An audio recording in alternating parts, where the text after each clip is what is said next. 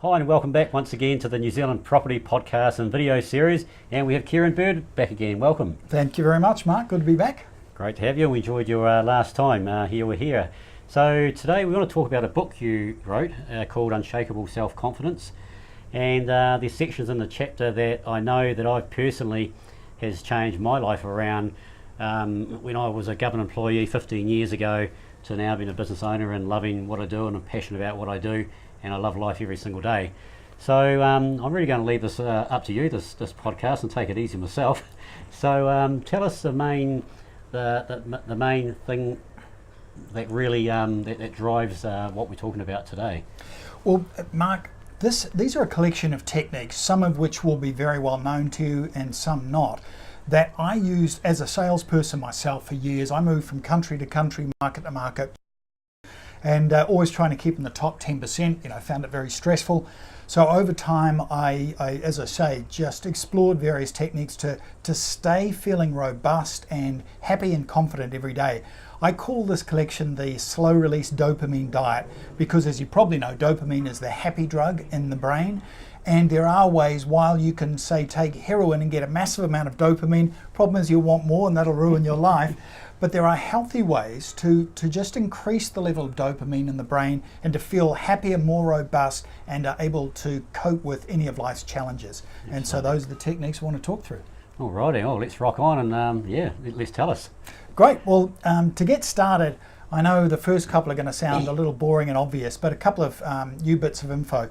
That is exercise. We all know we feel a lot better when we exercise. There's a couple of recent findings that you may or may not be aware of.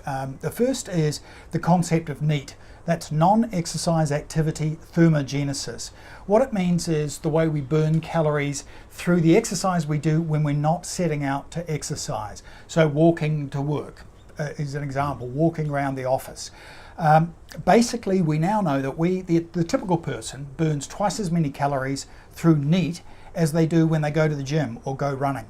This is really good to know because it means that if you just tap your foot a little bit when you're on the phone, or indeed walk around when you're on the phone, take the stairs up to the office, you can burn a lot of calories that you won't be aware of. And that's one of the crucial pieces.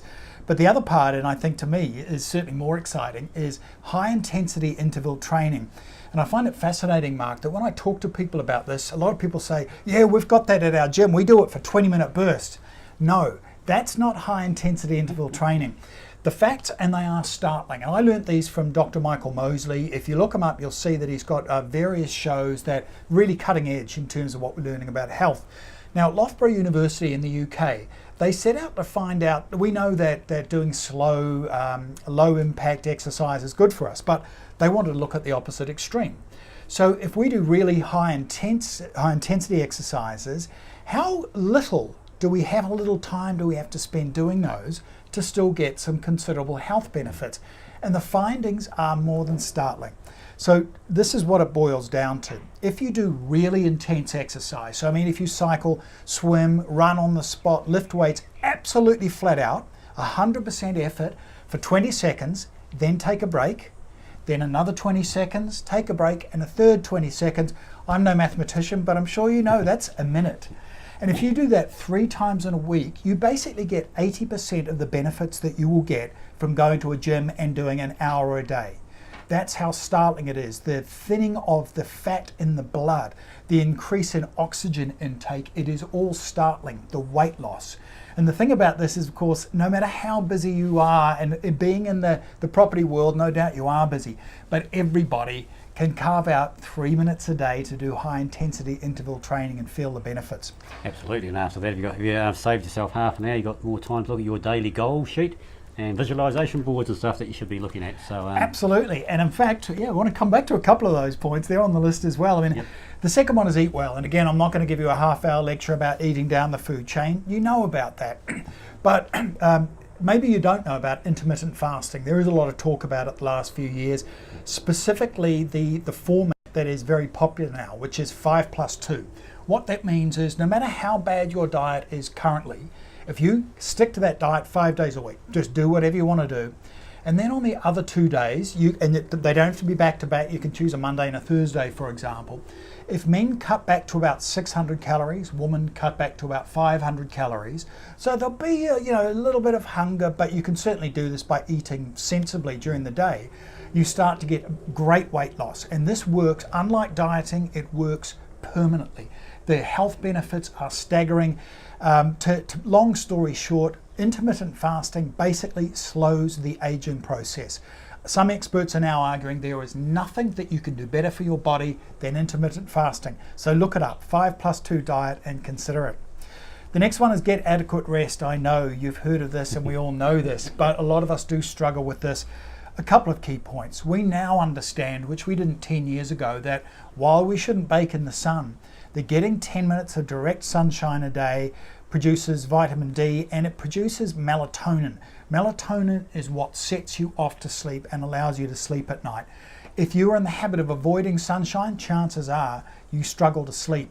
So that's a really important one. The other important message that we've recently understood is the blue light that is emitted by your smartphone, by your laptop, and by your TV, that suppresses melatonin production. And guess what an awful lot of people do around the world for an hour before going to bed. Now this doesn't mean you have to turn off your beloved laptop. It means though that you just put on a pair of light brown tinted sunglasses and it stops that effect. Try that alone to see how much better you feel. The next point is visualize positive outcomes, and you mentioned this before, Mark. And you may be familiar with the story. The whole area of positive psychology has become important since the 60s, and one of the things that occurred to really start this school of thought becoming as popular as it was the true story of Captain Jack Sands. Captain Jack Sands was an Air Force pilot during the Vietnam War. He was shot down, and then he had the privilege of spending 7 years in what was colloquially known as the Hanoi Hilton. I won't go into the details, you've probably heard about this. 5 foot by 5 foot bamboo cell, beaten, starved, tortured, etc. As you can imagine, the people who suffered through this, a lot of them came out mentally ill, understandably so. But Sands was a golf fanatic, and what he did while he was in his hotel, a 5 foot by 5 foot, was he visualized a golf course. He built it in his mind. He knew where the bunkers were, the trees. He could imagine the winds coming in every day, and he played 18 holes every day in his mind. He couldn't even stand up for 7 years. When he was assessed by the mental health people from the military afterwards, they found him to be unusually positive considering what he'd gone through.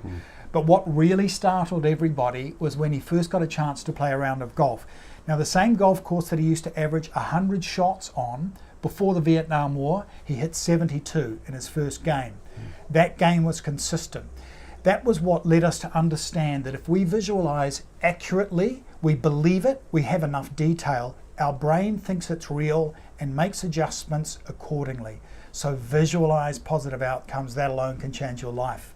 I'm a big believer of that, and the daily repetition is so important to make that happen and make the change in your life. So, yeah. Absolutely, yeah. Thanks, Mark.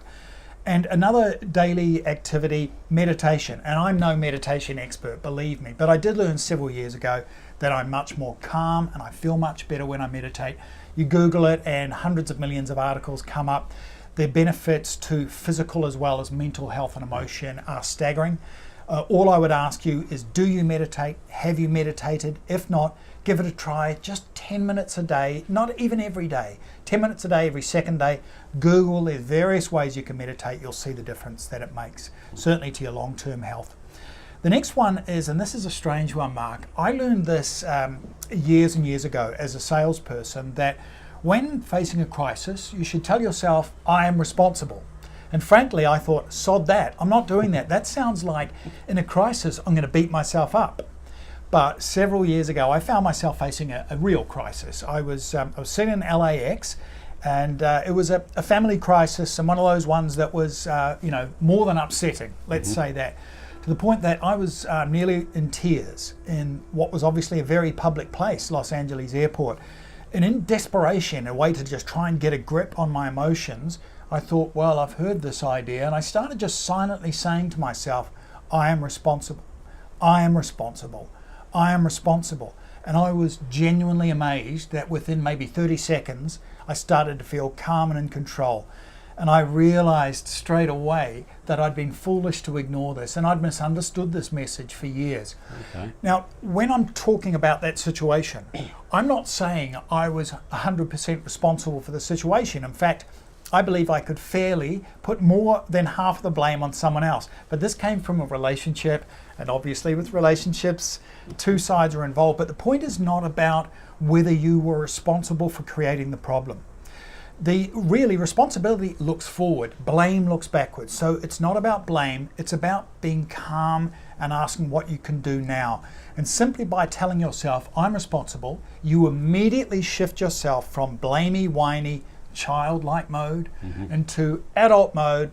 I can and will deal with this. It's incredibly powerful. Yeah, that's a big one for me. I used to be terrible with bad situations like that, or really, dramas come up and go, geez, how the hell am I going to do this, or instantly blame sort of thing. It's a natural, I think, human thing to do. Absolutely. But it's totally the wrong thing to do, as you said. And I don't say I'm responsible, but I think now there's nothing that will ever faze me. I've got too much the other way, but it's just it's just going, well, it's not the end of the world. I'm still here, and how can we? There's a way to work through it, and we'll just calmly work through it, and I guess take responsibility. A wee bit is that thing. You're going to take responsibility of fixing it, sort of thing, however that may be. Yes. So certainly, blaming is not going to help anything. It's not going to get rid of the situation whatsoever. No. So. And thinking just exactly as you said, Mark, it's about the next step. So let's say, for example, you're on a train and the train crashes. You had nothing to do with the train crash. But if you tell yourself immediately after the crash, I'm responsible, it will put you in a much better position to be able to help. You will stand up and be a leader. That's not accepting any blame for the past. It just settles your mind. Yeah, situations happen. Well, it's happened. You can't turn it around by bad thoughts. Let's get on with it and sort it out. So. Yeah. Cool. And obviously, Mark, it's a type of affirmation to say I'm responsible, and that really is the next point. And in the sales world, we hear a lot about this, and some people think it's cheesy to smile at yourself in the mirror and say, I like myself, or I love my job. But the most successful people in the world typically say that one way or the other, they do this. And a study of 40,000 people just a couple of years ago in the UK, not the US, found that people who use positive self-talk outperform others in all situations. So again, I would just advise you, try it. And of course, self-affirmations should be done with the 3 Ps: personal, positive, present tense, in order to make them most powerful. The next point, though, is something that you may well not have heard of. It's called Anxiety Mint. Well, it might be called something different this week, but the idea behind this app that was developed, I think it's one of the fantastic breakthroughs, and you can find this, you can buy it for about $4 something New Zealand from cognitivebiasmodification.com. Google it and it'll come up. This game, and it is just a very simple game, the idea behind it is, as you may know, we've got a little part in the brain, a centre about the size of a grape called the amygdala, and broadly speaking, that is the fear centre in the brain. The amygdala is great because it keeps us alive. So if we're chatting outside in Ponsonby Road and we hear a car suddenly revving its engine nearby, we don't have to stop and decide, do we do something about it? We jump, we get out of the way. But the amygdala makes it so efficient that it makes humans biased towards the negative. And it's very easy for people to develop anxiety disorders and so on. They're very, very common, as is depression. And this tool reverses that.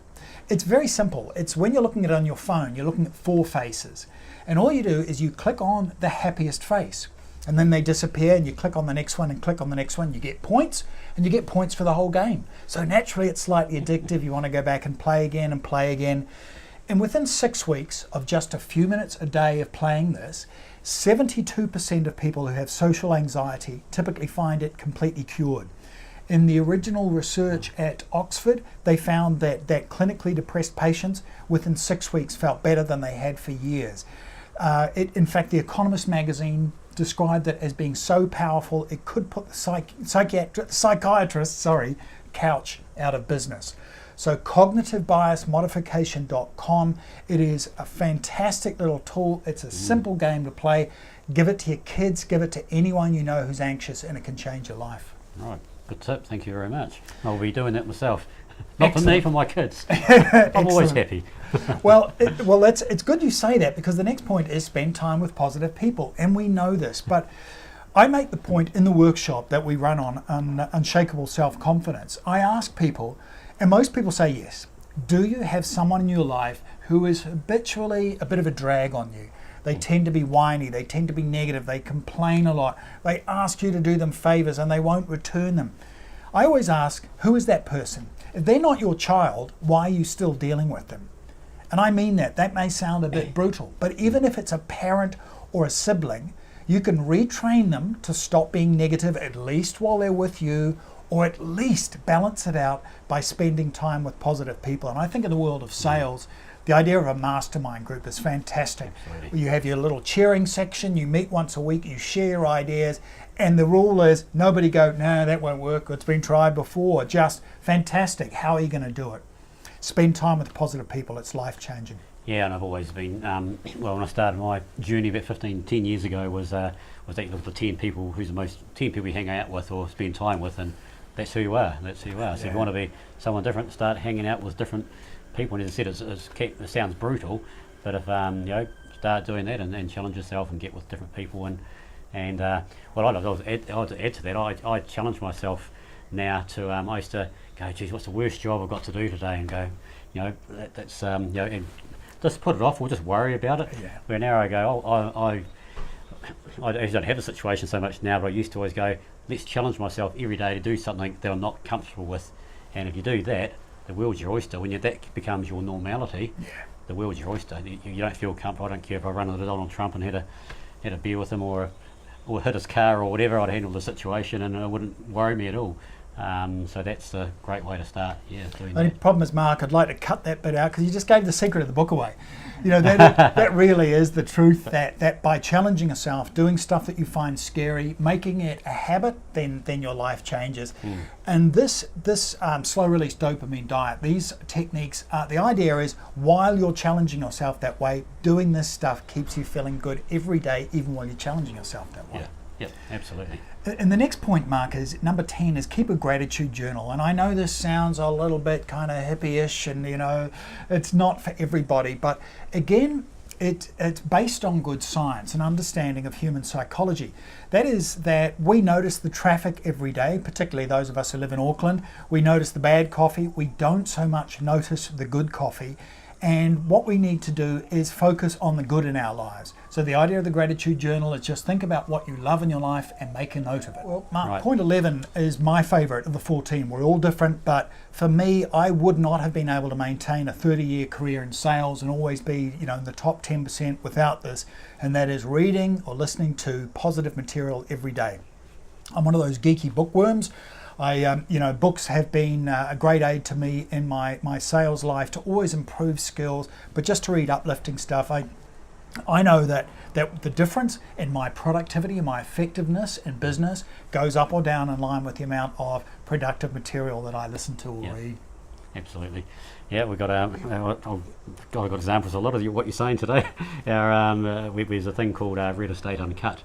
It's an Australian series, and it's just a little 6-7 minute audio thing every morning, and a couple of our agents, and funny old thing, a couple of our best agents now listen to it every morning, sort of thing. So yeah, I can't vouch for that enough. I'm not a bookworm, but I love listening to little 1 minute, 5 minute snippets like that. It's great. That's a great way to start your day off. And absolutely, it really is. Yeah. From it. And it's good that we've got the alternatives now. A lot of younger people in particular don't read books anymore, but you can listen to them.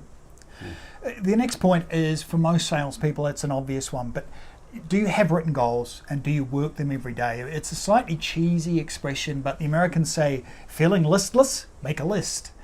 And it's true that if you're feeling a little, I don't know what to do with the day, and you make a list of what to do, then you get started. And working your long-term, your 5-year goals and your 1-year goals, it simply keeps you focused, and certainly it makes me feel, like bouncing out of bed in the morning. Yeah, no, absolutely. Just a couple of final points before, wait, there is more, the announcement.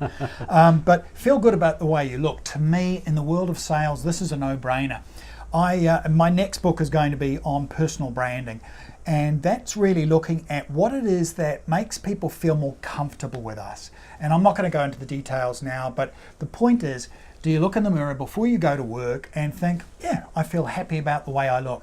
If you don't feel happy, you're not going to be quite as on your game, and that's an easy win that you missed out on. And the final point, and it's a little bit sad that it's the final point, but it is the glue that locks the whole process together, and that is exercise self-discipline. So when we set ourselves goals, we work on them every day. And then if we find ourselves we've gone 3 days and we haven't done it, there's no point in beating ourselves up, just go back. If necessary, bring the goal down slightly, but just keep going, keep working at it. And Mark, if you and your listeners use any combination of these 14 techniques, they will feel robust and happy every day. Wow, fantastic. That's awesome. And a great 14 tips. And that's only one part of this. It's this just book. the last section, yes. So, geez, I'm looking forward to reading the whole book now, as there's a lot of listeners as well. And on that point, you're here, you've produced shared some really great ideas to us. I believe you have got a way we can actually read the book or listen to the book, or... Yes, that's correct. How do we do that? In fact, you can go to kierantbird.com. So that's KIERANT